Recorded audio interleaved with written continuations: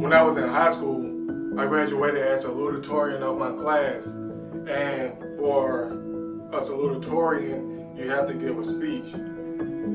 I remember writing out my speech. I remember getting up there and saying it in front of people. And I remember how people resonated with my speech. And it was amazing. It was the first time I spoke in front of hundreds of people at my graduation. And it was amazing. But I still wasn't aware that that was my passion. There was another instance when I was in college and I was taking a public speaking class, and I noticed when everyone else got out there, people were on their phone, they were texting, they weren't paying attention to them. But when I got up, I noticed that everyone put their phone down and they were attentive to what I was saying.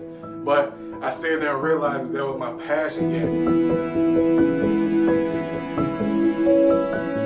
And then I remember my senior year after I graduated, it was the summer after I graduated college and got my bachelor's degree. One of the professors came to me and said, hey, we're having a couple of kids on campus.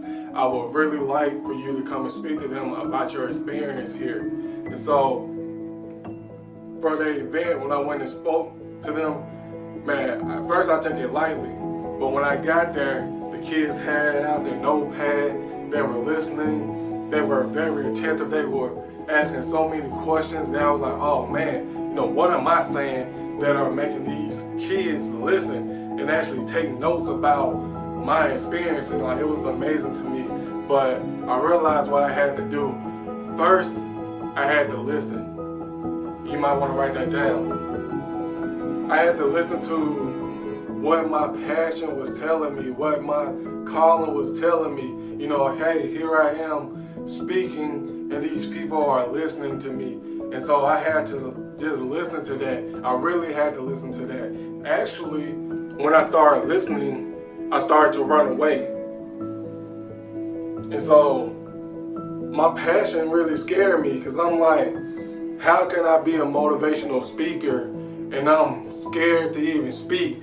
I joined an organization called Toastmasters, and it was like one of my coworkers was just like, hey Mike, come to this Toastmaster thing, you will love it. It's for public speaking to help you with your leadership skills. I was like, okay man, I'll go.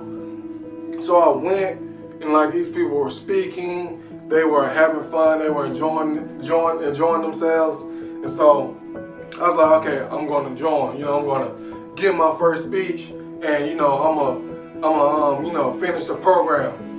And so after I gave my first speech went wonderful.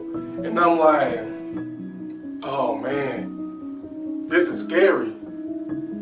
I got all these people listening to me, and they have these expectations of me. And for me, I'm a shy person. I don't like none of the glory. I don't like none of the praises. I don't like being patted on the back, And so that stuff scared me. And so I ran away from it. And so that's point number 2, stop running.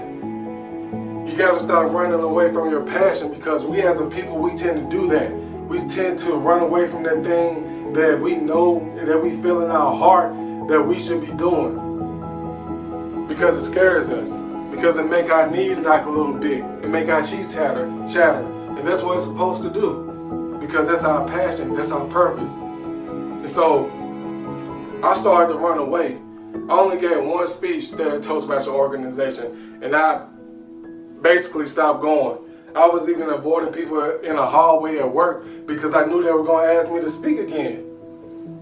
And so I was running away, and that's something you just can't do with your purpose, because guess what? It's going to always chase you. It's going to always come back to you. And then, so I joined another Toastmasters group, and basically the same thing happened. I gave a wonderful first speech. People congratulated me, patted me on the back, all of those things which I didn't like.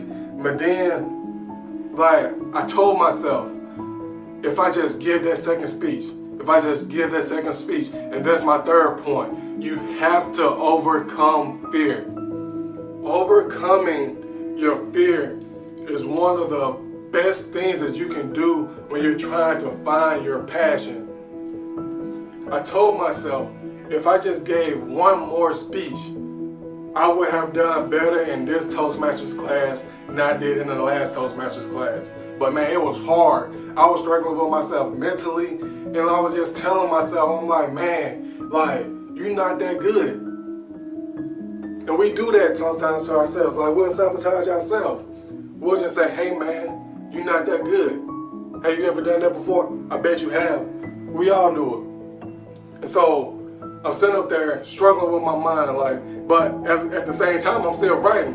I'm still writing my second speech. So I have my second speech ready, but I'm still not ready mentally. Then finally I did it. I pushed myself, gave my second speech, and then it was awesome. You know, people still congratulating me, patting me on the back, and that's exactly what I talked about, how I didn't like that. And so I just basically took the thing that was holding me back, and I put it in a speech, and it actually helped other people. And from that, from me overcoming my fear and continue to take steps forward, like, once I gave my second speech, it felt like I overcame my fear. Everything started to become easier for me. And that's what will happen. Everything will start to come easier for you if you just keep going. Do not let your fear hold you back. Do not think to yourself. Do not sabotage yourself. Do not think that you're not good enough. Do not think that you're worthy, because this is your calling. It's going to always come back up. That's what I want you to get. You cannot run away from your passion. You cannot run away from your passion. So you have to, no matter what you do, man, like, you can go here, you can go here, you can run back here, but your passion is still going to come right here. You're going to come back to this spot. Because guess what? That's what you're made for. That's what you're here for.